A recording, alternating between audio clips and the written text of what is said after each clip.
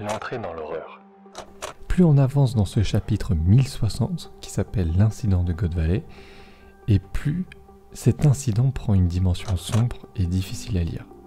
Eiichiro Oda a choisi de nous montrer sans détour les tortures et les jeux morbides auxquels les dragons célestes jouent. Leur cruauté s'incarne dans ce terme glaçant, leurs esclaves ne sont pas des hommes, mais des lapins, voire des lapins rares et super rares. En bref, ce ne sont que de simples trophées de chasse pour divertir l'aristocratie céleste. Dès cette mise en scène, Oda nous plonge dans la brutalité nue du système et dans la révolte qui va forcément en découler. Différentes forces en présence. Ce chapitre est aussi l'occasion de réunir sur scène tous les groupes qui vont marquer l'histoire. On sent que chacun joue sa partition dans cet immense drame. Il y a le groupe d'Ivankov, composé de Ginny, de Kuma et d'autres esclaves en quête de liberté et d'un échappatoire. Ensuite, nous avons la marine, avec un jeune dragon qui agit en électron libre. C'est ici que l'on découvre son côté idéaliste. Il accepte la demande de la mère de Shamrock et de Shanks. En bref, sauver les enfants des griffes de Garling et leur offrir une vie de bienveillance. Même si en surface, il semble réussir, on sait aujourd'hui que l'histoire lui donnera tort. Ensuite, on revoit l'équipage de Rox et celui de Roger, les deux forces titanesques de cette époque, prêts à s'entrechoquer. Et bien évidemment, nous avons aussi d'un autre côté les chevaliers divins et les troupes de Garp, incarnation de l'autorité céleste et de la justice militaire. Oda tisse ici une toile d'araignée où chaque groupe représente une facette du monde de One Piece. La tension dramatique, Rox, Roger et Garp. L'un des points que j'ai relevé, c'est la frustration de Rox. Il sait qu'il peut gérer Roger, mais l'arrivée de Garp vient briser son plan de sauvetage. Et si son équipage est divisé, comme les planches nous le montrent, le combat va devenir très vite beaucoup trop lourd. Et c'est là qu'on comprend que la bataille de God Valley ne sera pas qu'une simple confrontation, mais un carnage orchestré par le destin.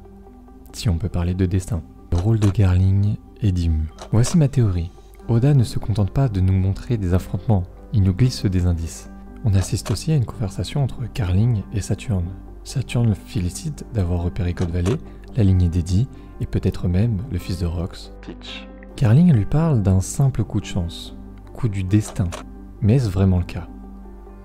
Car, oui, je suis persuadé que tout cela est un coup monté par Imu. Je pense que Imu, ou Im-sama, est omnipotent, qu'il observe tout, manipule tout, sa main est invisible et guide l'histoire. D'ailleurs, la présence de Gunko, avec son nouveau titre, l'épée de Dieu, renforce cette idée.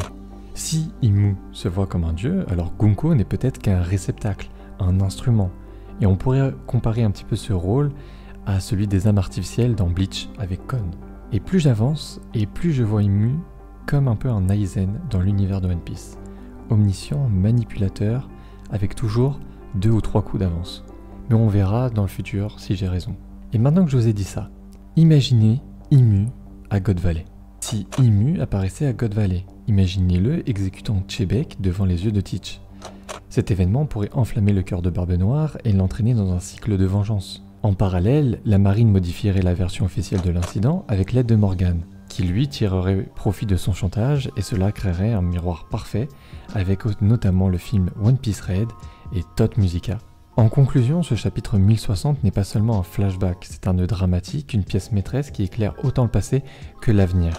God Valley n'est plus un simple champ de bataille, c'est un lieu où le destin de plusieurs générations a basculé.